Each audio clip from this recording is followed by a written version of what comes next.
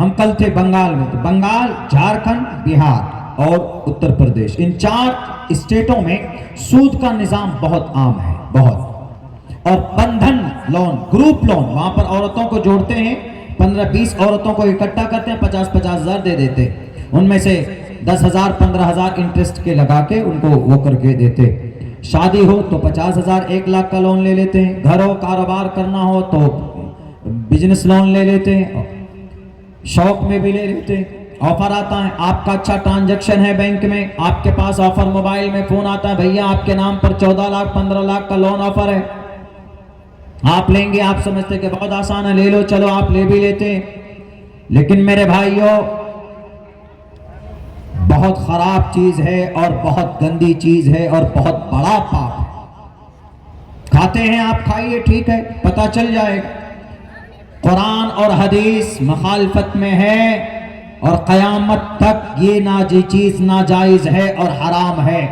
احل اللہ البیع وحرم الربا، تجارت کرو، چائے کی دکان پر بیٹھو، پان بیچو یا بوٹ پالش کرو، حرام نہیں ہے، جائز ہے، حلال ہے۔ لیکن اگر وہیں پر آپ بیٹھتے ہو، کاروبار کرتے ہو، کچھ سودی نظام کو سے آپ وابستہ ہیں، تو قیامت کی صبح تک وہ چیز جائز نہیں ہو سکتی۔ آپ نماز چھوڑ دیجئے، اللہ نے جنگ کا اعلان نہیں کیا، آپ روزہ مت رکھیے، اللہ اتنا غصہ نہیں ہوتا۔ آپ دوسرے کوئی اور گناہ کر لیجئے، اللہ تبارک و تعالی اتنا ناراض نہیں ہوتا۔ لیکن جب کوئی مسلمان، جب کوئی مومن سود کھاتا ہے اور باز نہیں آتا ہے، کھاتے رہتا ہے، تو اللہ کے نبی علیہ السلام نے اپنی حدیثوں میں بھی اس کی مخالفت کی ہے، اور قرآن تو یوں کہتا فَإِن لَمْ تَفْعَلُوا، سود سے باز نہ آنے والے، سود کھاتے رہتے ہو، اگر تم نہیں رکے فَإِن لَمْ تَفْعَلُوا فَأْذَنُوا، آؤ، فَأْذَنُوا کا مطلب آؤ میدان میں، بِحَرْبٍ مِّنَ اللَّهِ وَرَسُولِهِ، اللہ اور اس کے رسول سے جنگ کرنے کے لیے تیار ہو جاؤ۔ جو آدمی سود کھاتا ہے، آسانی کے ساتھ سود پرووائڈ کیا جاتا ہے، 7% ملتا ہے تو وہ لیتے، اس سے کم ملے تو بھی لیتے، 1% کیا، اگر ایک آنا رائے کے دانے کے برابر بھی اگر 1% پہ اگر سود ہے تو سود ہے، حرام ہے۔ اللہ کے نبی فرماتے سود کے 70 نحوست 73 نحوست ہے، ان میں سب سے کم نحوست اور سب سے ادنا درجے کا گناہ اور وبال یہ ہے کہ انسان سود کھا لے اور اپنی ماں سے زنا کر لے، تو وہ زیادہ آسان ہے بالمقابل سود کھانے کے۔ اس لیے سود کھانے والوں، اللہ اور اس کے رسول سے جنگ کرنے کے لیے تیار رہو، بہت گندی چیز ہے، پوری دنیا کے مسلمان اس گناہ کے اندر میں ملوث ہے۔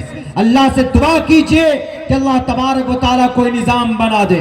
ایک تو یہ ہے مخالفت ہے، لیکن یہ قوم بھی مجرم ہے، یہ قوم مجرم ہے، ہمارے دانشور مجرم ہے، سماج کے غریب طبقے کے لیے، ان کی مدد کے لیے ان کے پاس بیت المال نہیں، ان کے پاس مسلم فنڈ نہیں۔